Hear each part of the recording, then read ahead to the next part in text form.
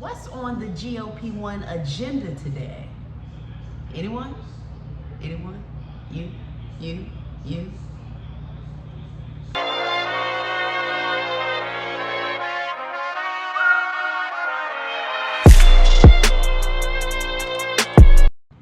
It's your girl, Jasmine Nicole, and welcome to Weight with Jazz, a safe space for the obese, the overweight, those who just want to lose weight, and myself to share our weight journeys. And a little bit of my life too. I used to be 284 pounds 12 years ago. I got the weight off through intermittent fasting and running, so I lost 115 pounds. However, I was not done with my weight loss journey. I was 175 at that time, still in the obesity category, and I just really wanted to get down to a more appropriate BMI, just for my personal aesthetic reasons. I wanted to be smaller. I wanted to reach the end of my goal and reach a certain metric. Plus, I noticed that I was beginning to slightly gain weight back, and I needed to get a better control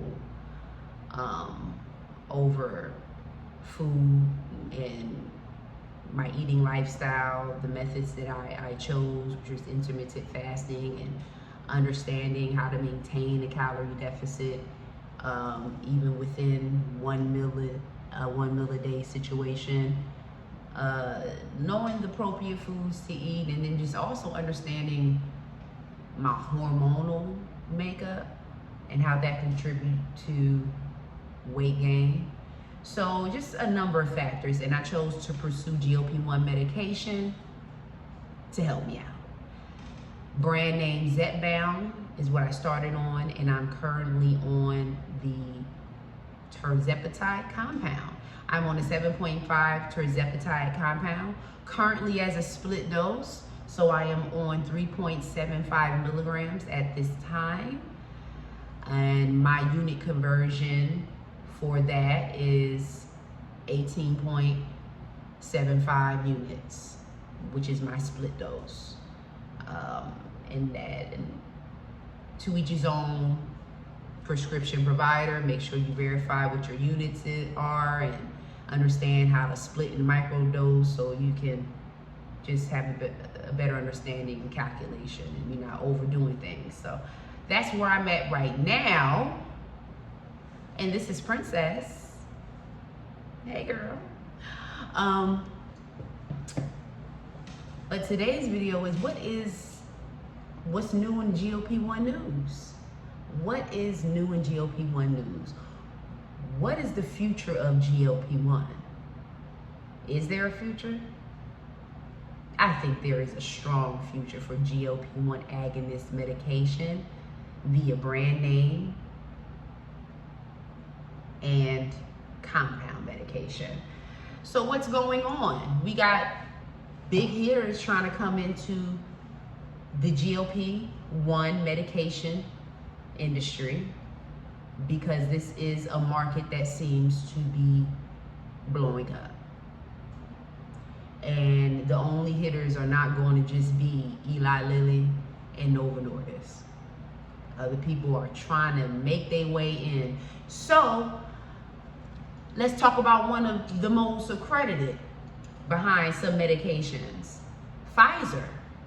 Pfizer is stepping into the game.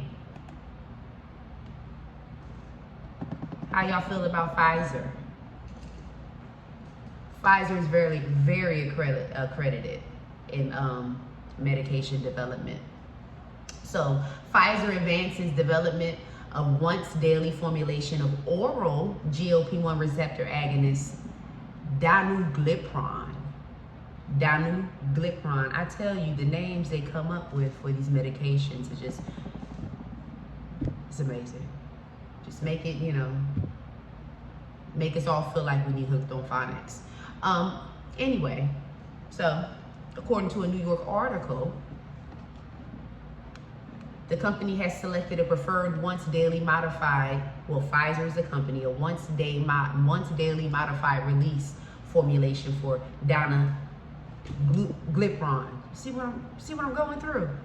Lord have mercy. an oral glucagon-like peptide-1 GLP-1 receptor agonist. Pfizer plans to conduct dose optimization studies in the second half of 2024, evaluating multiple doses of the preferred to inform the registration enabling studies. In quotes, obesity is a key therapeutic area for Pfizer, and the company has a robust pipeline of 3 clinical and several preclinical candidates. The most advanced one of them all, danuglipron, has demonstrated good efficacy in twice-daily formulation, and we believe a once-daily formulation has the potential to have a competitive profile in the oral GLP-1 space, said Mikhail Dolston, MD, PhD, Chief Scientific Officer and President of Pfizer Research and Development. We'll go on, okay? Following a thorough analysis of our previous phase 2b data and trial design, we believe that with the preferred modified release formulation and future trial design optimization, we can advance the competitive oral GLP-1 molecule into registration enabling studies with the goal of addressing the present and persistent medical needs of people living with obesity.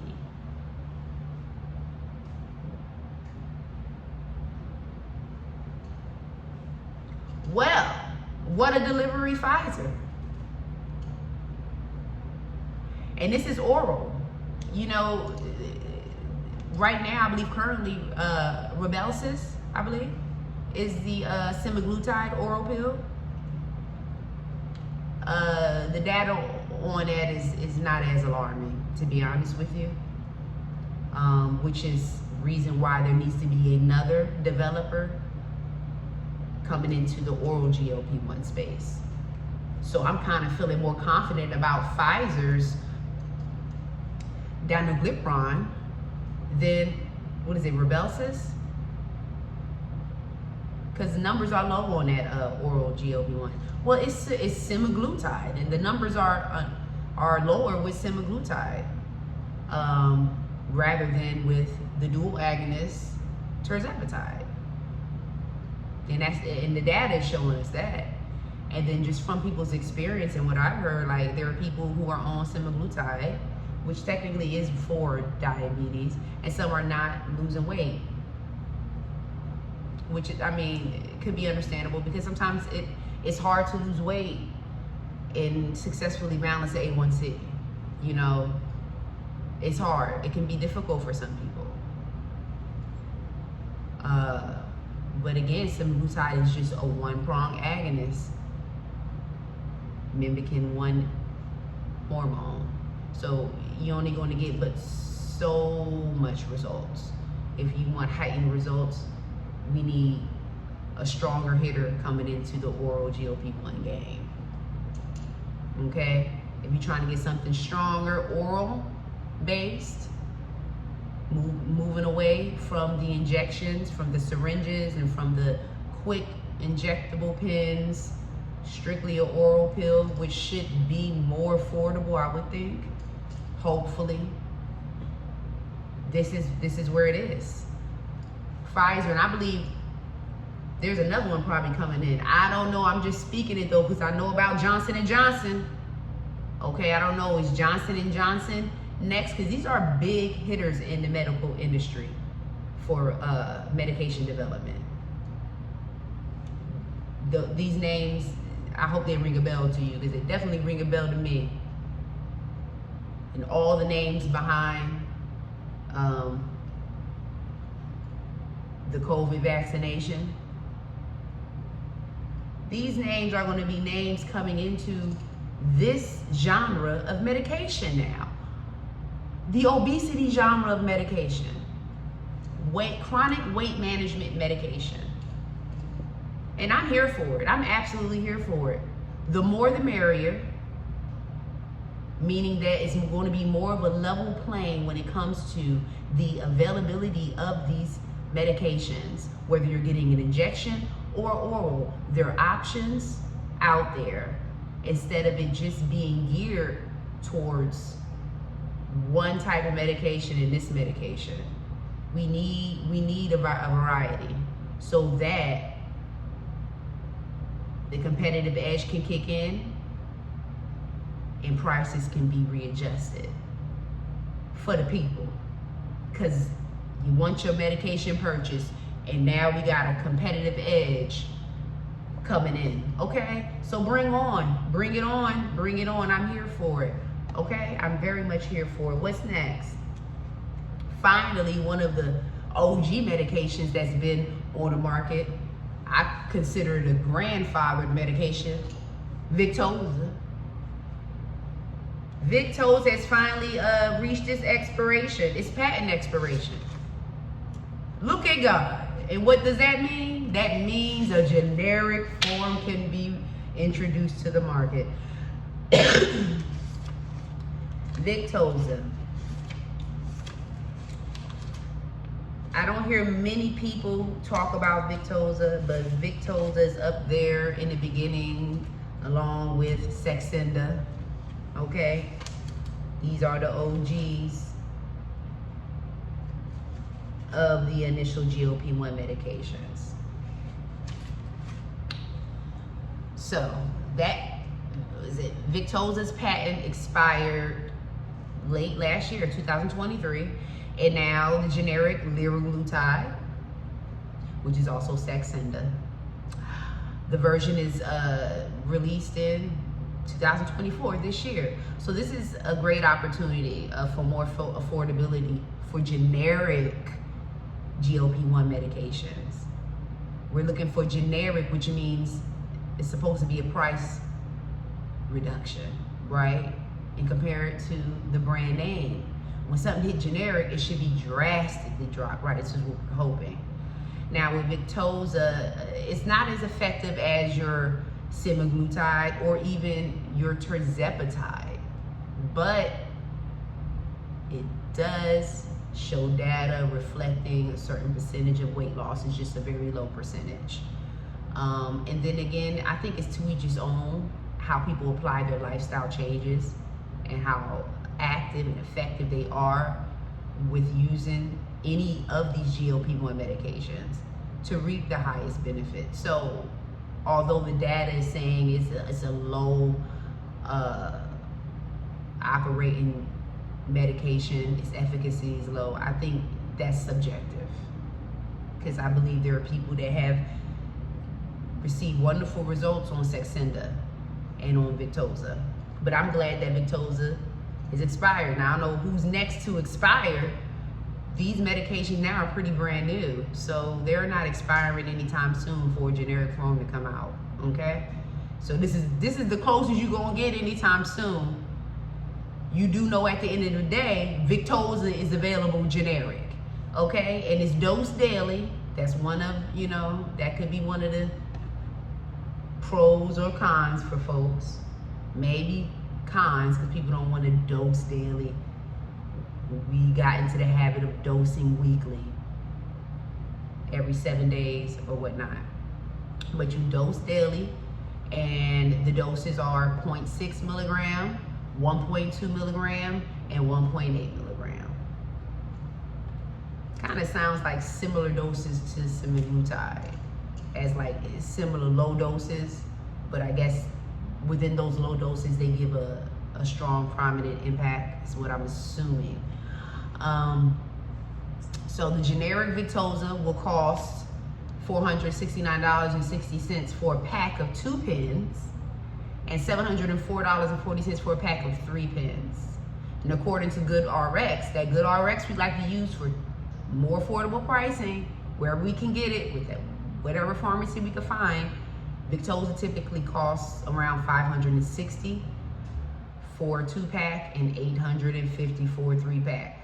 So this is about a 16% to 17% reduction in price, which is really not gratifying, but a reduction is a reduction. Excuse me, what can you say? What can you say? At least it's something, my goodness. But them prices, I think I'm gonna stick with my compound Thank you. I'll stick with my Tirzepatide compound. Because right now, nothing is beating those prices generically. Nothing is beating the price. I say, I don't know about no one else's provider, but ain't nobody beating the prices with my health provider. Okay? It's always the price point that wins. Price point and efficacy. Price point and quality of product wins every time. Price point. Free shipping, no shipping. Anything that you can make convenient for the consumer, make them feel like they're winning, and they are, you got it. Next, this is going global. We are going global. I think we already have went global. GLP1, I believe. Wait, no, did we? I said it's available in Canada. I'm not considering that global, even though, no offense, but when I'm thinking global, I'm thinking like way out there, third world countries. So we going global, and we're one of the most strict,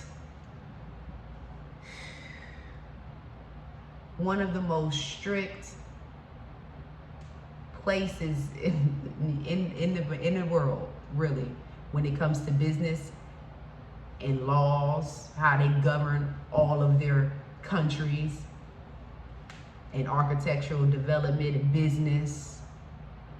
I'm telling you, I feel like if you live there in any of those countries, in any of the Asian countries, okay, you gotta cross every T and dot every I. Everything is so expensive, like in Tokyo, China. It's beautiful, but very, very bougie in areas. But then a lot of their community are poverty, okay? Can't even afford the luxury environment and settings that the countries produce. They want to look a certain way, and they want to play the game of being the most expensive countries in the world, and da-da-da-da-da. But anyway, going back into who specifically this is China. China approves Wegovy use for weight loss. I wouldn't have thought that would have occurred. And because China, they made it known that they are experiencing an obesity issue. And in their opinion, it's getting out of control. It's not at the level of America's. But they want to get a hold of it right now, and they see this as an opportunity. But also they see this as a business opportunity. So China, we know you, China. We know. Because what is it, maybe 5% to 10%? Don't quote me on that stat. I thought I heard that somewhere, read it somewhere when I was looking into China's information of the obesity. I wouldn't call it a crisis, but the obesity problem. I think will bring in more revenue than anything. In China and all Asian countries love revenue, honey. It's like America, but I'm telling you, they stronghold over there.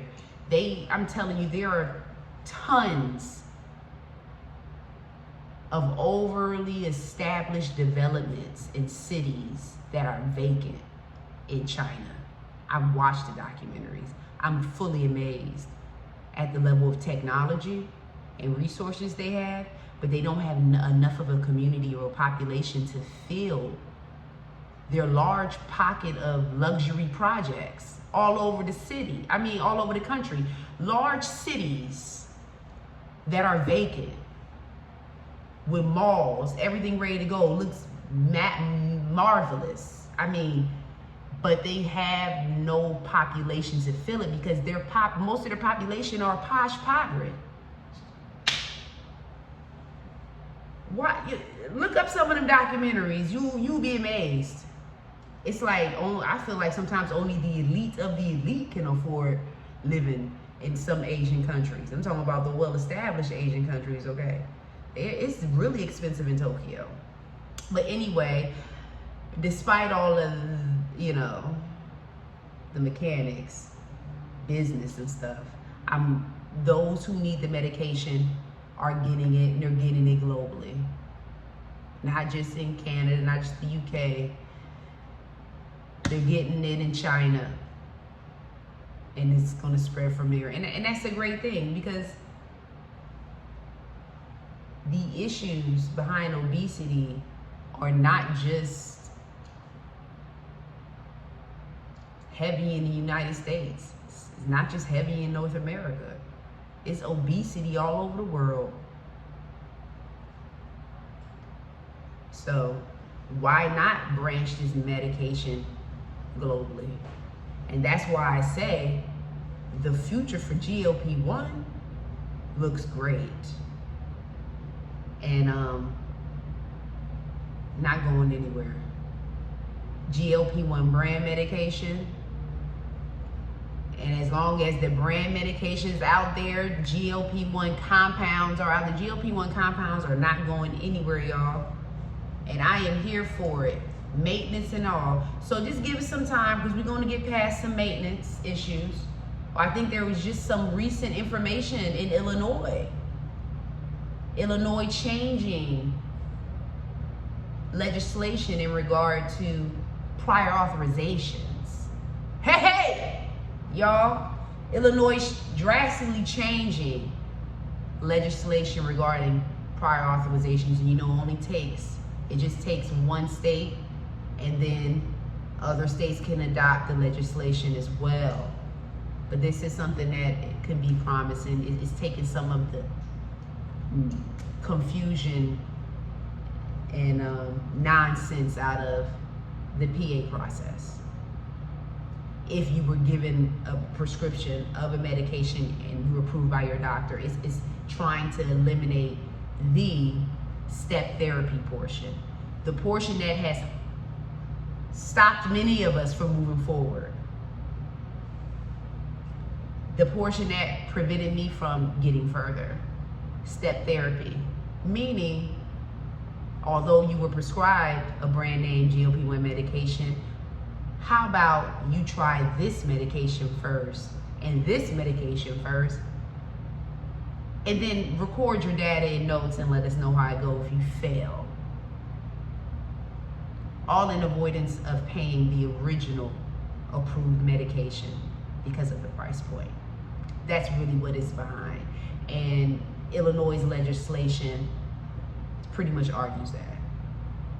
And that's why they're getting some work done in the reform area.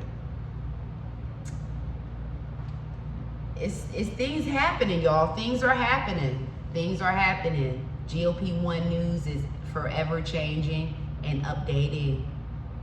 So keep that in mind. It's exciting, y'all. It's exciting. It really is. And once I'm in my maintenance mode, I'm still gonna be up to date with all this information, delivering the content that I can, because this stuff is interesting to me. I'm on the medication, and I'm on the medication for life. I want to make sure I'm up to date with all the news relative to GLP-1 agonists and any other peptides trying to come up in the game, because there's other varieties of peptides that can help in certain areas with muscle gain and weight loss. And so I think a lot of development studies are playing, and pretty much what experimenting and seeing what GLP-1 they can create that can preserve muscle mass and still promote weight loss without you breaking your neck with weight training. How about that? Look, I think this is what they're trying to do. How can we preserve muscle mass? And I think there is a GLP-1 in a research phase that is trying to preserve muscle mass and increase weight loss. So y'all, get excited. Get excited. So many things coming down the pipeline, okay? And Pfizer is one of the first ones. Bring it on. Bring it on. This danuglipron, bring it on. I need to know what the pricing is going to be, because folks, we need to be able to afford stuff. Okay, we need to be able to afford it. So that's the gist of my GLP1 news today. I think that was pretty fruitful. Okay, I hope I left y'all with something to remember on your journeys. Don't pay no mind to these shortages, because these are just direct opportunities for the competitors to come in to the market, and that's exactly what is occurring. So we out here, we outside, y'all. We on Fillmore, baby. I'm gonna get at y'all the next video. Be real.